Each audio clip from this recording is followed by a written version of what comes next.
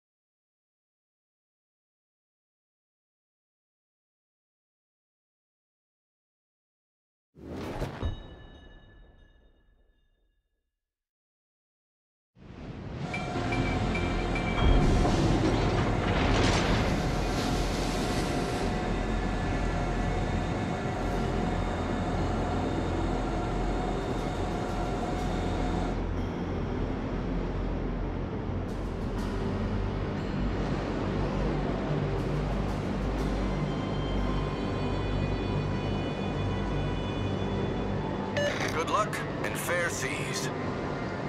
オンに切る。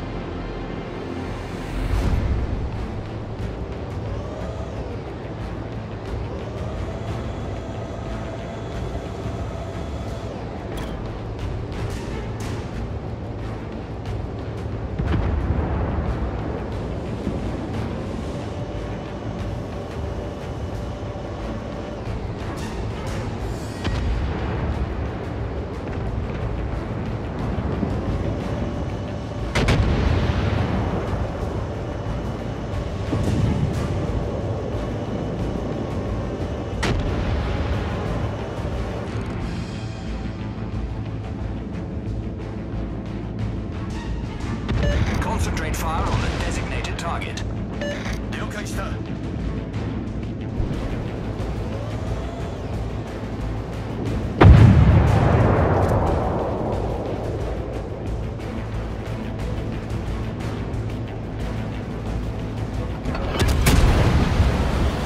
発煙装置始動。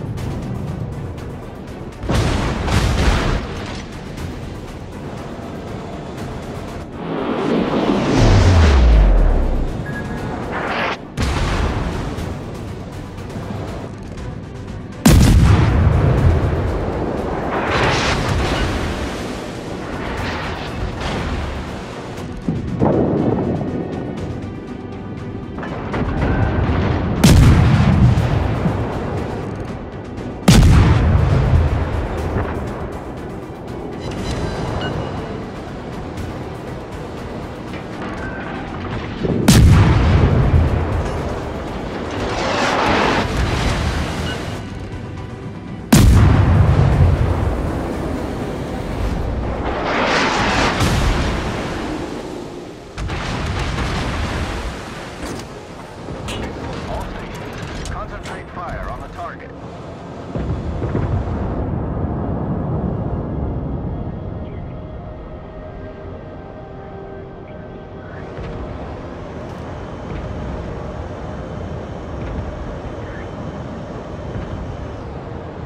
All stations requesting fire support.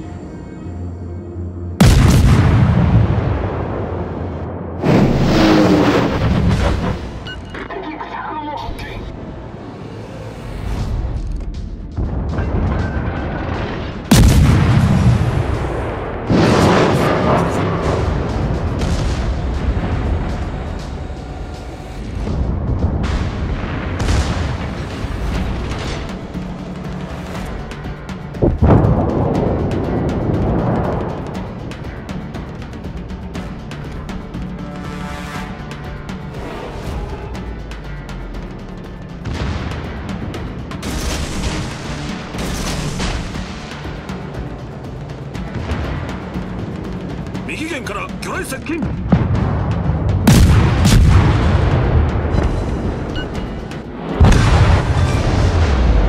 敵駆逐艦撃沈。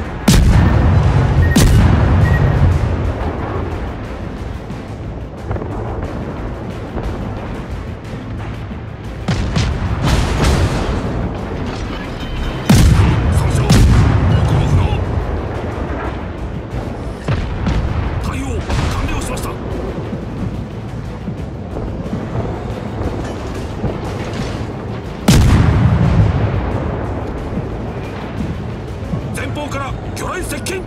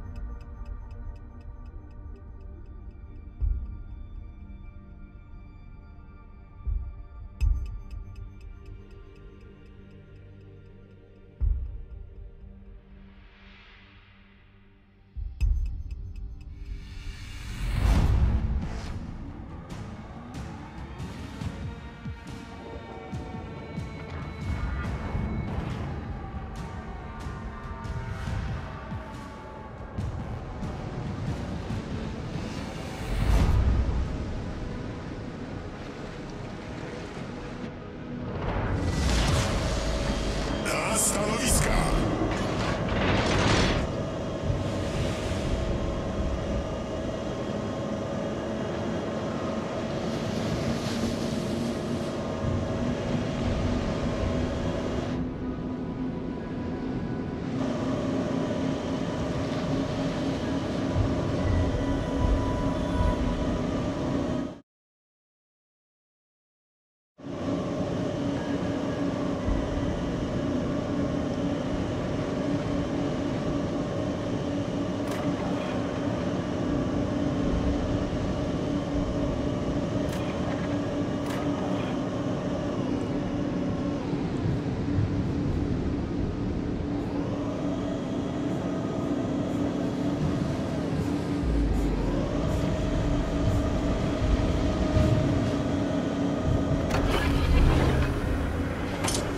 Doładowanie silnika włączone.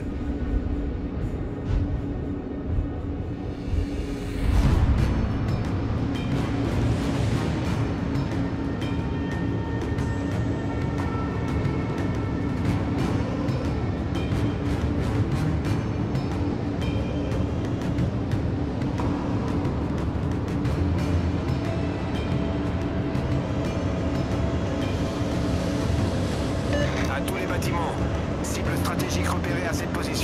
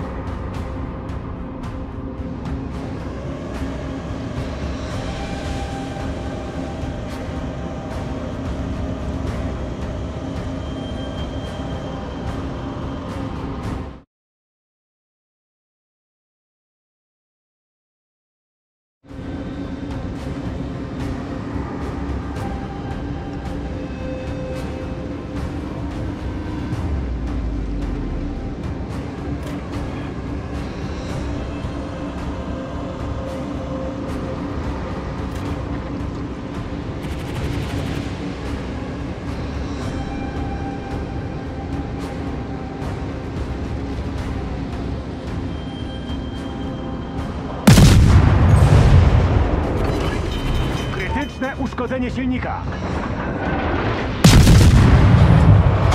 Kapitanie, problem rozwiązany.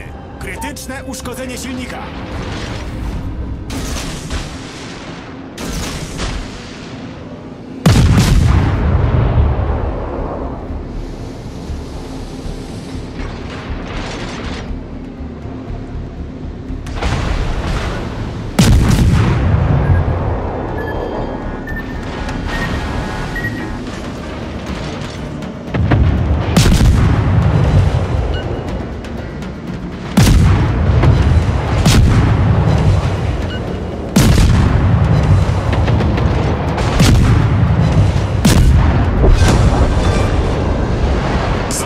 Wrogi niszczyciel.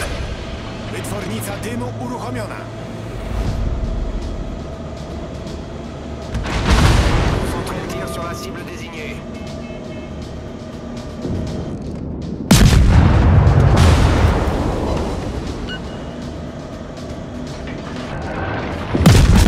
Zasłona dymna ustawiona.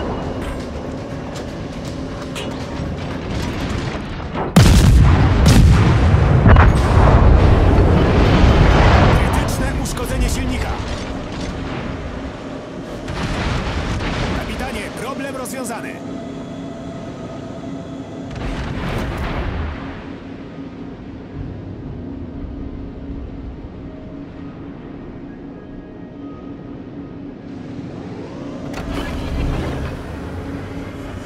Doładowanie silnika włączone.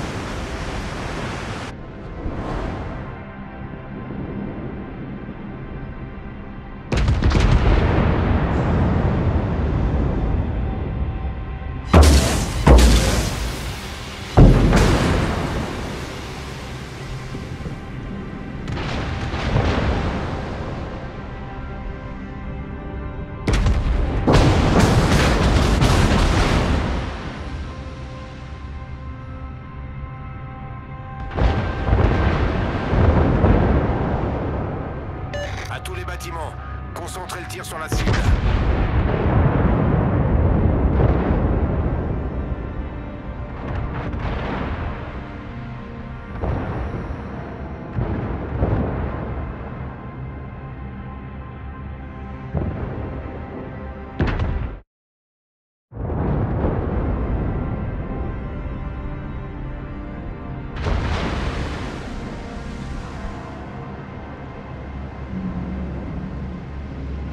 Attention, cible repérée à cette position.